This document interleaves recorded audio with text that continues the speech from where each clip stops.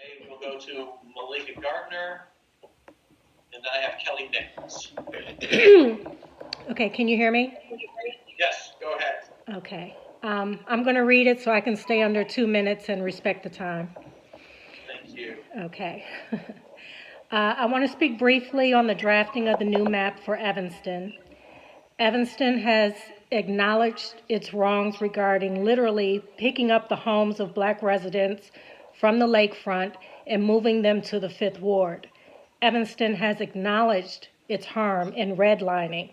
Evanston prides itself on being a pioneer in reparations with providing new toilets and windows as Black people's reparations for those past harms. Due to vocal community members who never gave up on speaking out and Alderperson Devon Reed's motion and fight during the 2 reparation meetings, now there is at least a direct cash payment option for grown adults to do what they want with their quote-unquote reparations. Many agree that $25,000 does not come close to repairing the harms that the City of Evanston has done to the Black community for generations.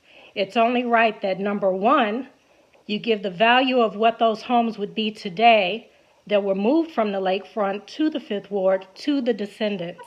Number two, that you completely wipe the ward lines clean and start new, where each ward is able to get a piece of the natural amenities and economic assets that Evanston has to offer and that we love.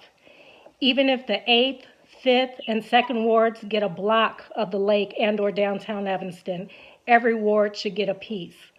One of the gripes racists have with reparations is that they have nothing to do with what happened in the past.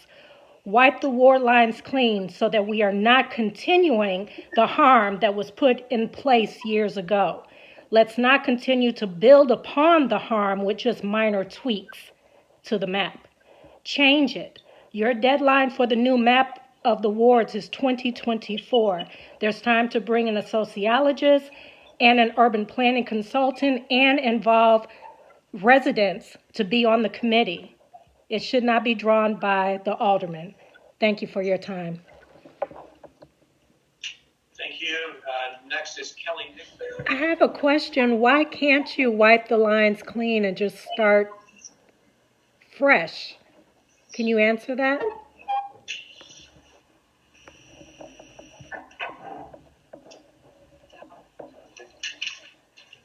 Because our goal, one of our stated goals was to keep people, to not to throw everything in the air and start fresh, but to keep people in the wards that they knew with the least amount of change possible.